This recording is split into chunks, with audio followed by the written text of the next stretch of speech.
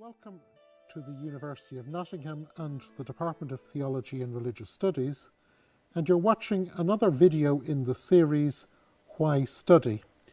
With me today I've Dr. John Hoover, who's our expert in Islamic studies, and he's also an expert in the work of Ibn Taymiyyah, who is a famous Arabic historian.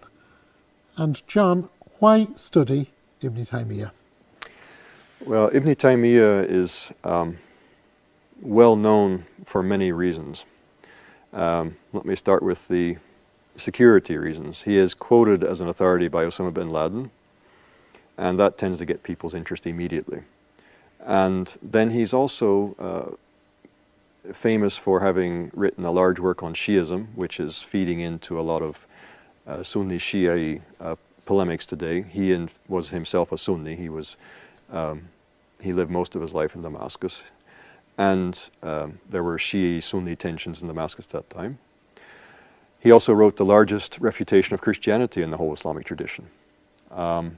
He's written a refutation of Aristotelian logic, and coming out of this, he's quite a modern figure, actually, in terms of his epistemology and the way in which he approaches texts and so on. He's written a very huge work arguing that the revelation of Islam agrees with reason, so the agreement of revelation and reason.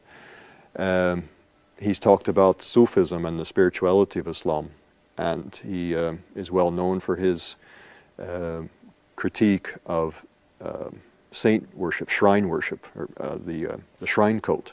So he covers all kinds of things, and there are different groups of Muslims and non-Muslims today who have taken interest in his work on any one of these counts and gotten quite into his thought. But he has something to say about a lot of different things. He stands about midway between the beginning of Islam and the present day. He lived in the late 1200s, early 1300s. He died in 1328. So standing at that juncture, halfway between the beginning and the present of the Islamic tradition, and then having captured the interest of so many people today, that makes him a very fascinating figure to study. So, in other words, here is someone who in Islam is as significant in the range of his work as Augustine or Aquinas is in the Christian tradition. Or even more so. I like to say sometimes, if you walk the streets of Cairo, you can find Ibn Taymiyyah's works, or especially the works of his disciple Ibn Qayyim al-Jawziyya, who writes a bit more poetically and more beautifully. You find them in almost any Islamic bookshop, where you're not going to find Augustine and Aquinas in any bookshop in the UK. Yes, unfortunately.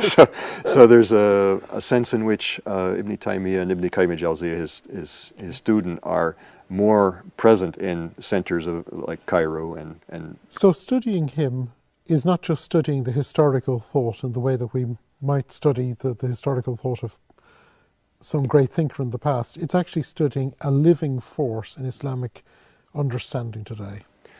Yes, studying Ibn Taymiyyah is indeed studying a living force in the Islamic tradition, the present day Islam.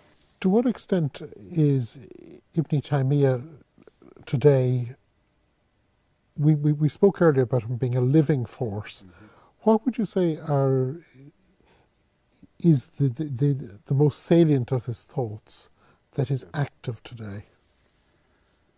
He really believed firmly that the religion of Islam was rational and agreed with reason, and he worked hard to show that. So he's an apologist, and I think that connects very closely with what many modern Muslims, not all modern Muslims, but many modern Muslims are seeking, is a rationalization and an attempt to explain the Quran and the tradition of the Prophet Muhammad in a way which makes sense. He's trying to make that make sense.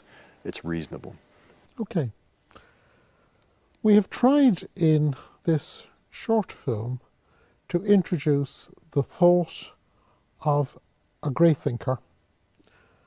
I hope you found it interesting, and I hope that it has helped you to discover more and whet your appetite to study even more.